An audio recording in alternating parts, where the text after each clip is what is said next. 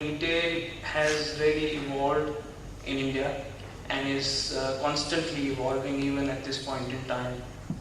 When we really talk about retail, I think it's not.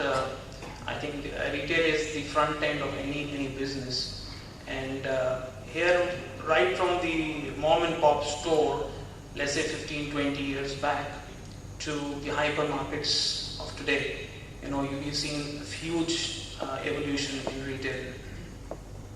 I think few of the key challenges, and obviously each format of retail has its own proposition.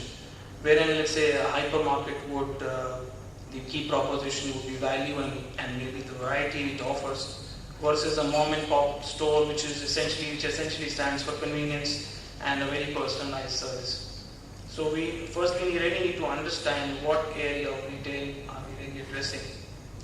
Few of the key challenges that I have witnessed over the last few years, firstly is the availability of organized space, retail space in India, which is a huge problem at this point in time. If we really compare the Indian P&L versus the European P&L, you will see that the retail space, the cost of retail space is a very dominant factor on the P&L. Versus in Europe, you will see cost of manpower is a very big factor.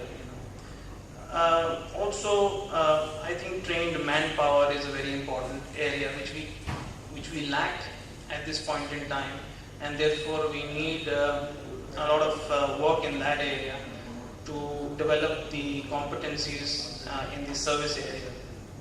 Also, I think sourcing strength and innovation are very important factors when we talk about retail per se.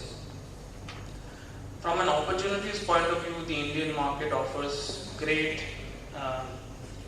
is a huge market, and from a long-term point of view, it offers a lot of opportunity.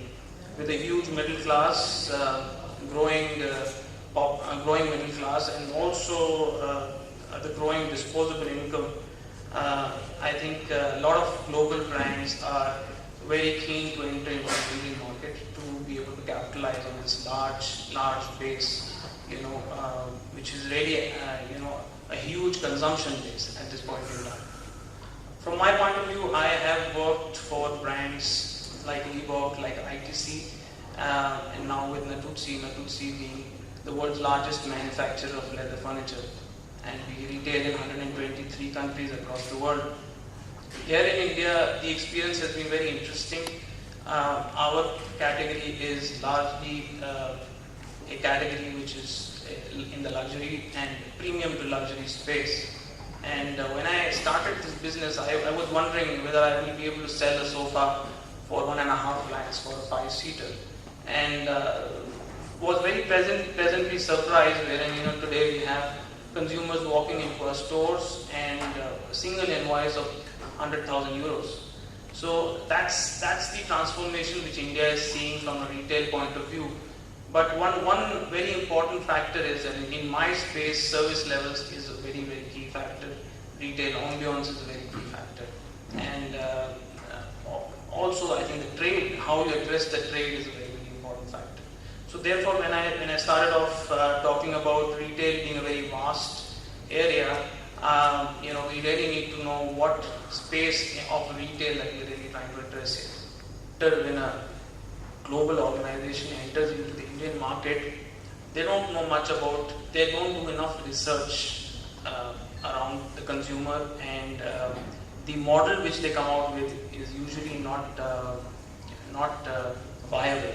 So therefore, from a long-term point of view, before entering the Indian market, there needs to be enough understanding of what you're really getting into. Also, I think over the last couple of years, we have seen lots of global brands enter the Indian market through joint ventures. And these kind of relationships have not really done well, essentially because, from a global brand point of view, the key factor is to maintain the sanctity of the brand, the sanctity of retail space, how the product is retailed, maybe even maintain parity of price points at a global level. On the other hand, the Indian partner has a little short-term vision and looking at only profitability from a short-term point of view. So oftentimes brands end up opening stores in areas which may be commercially viable but may not be the right place from a positioning point of view. So these are the conflicts which actually exist in the market. So therefore, when I said that you need to do enough study before you enter into the market, enough work needs to go before you understand what kind of positioning you're looking at, who the consumer is, what is your key proposition? Is it service? Is it convenience? Is it value? How do you intend to,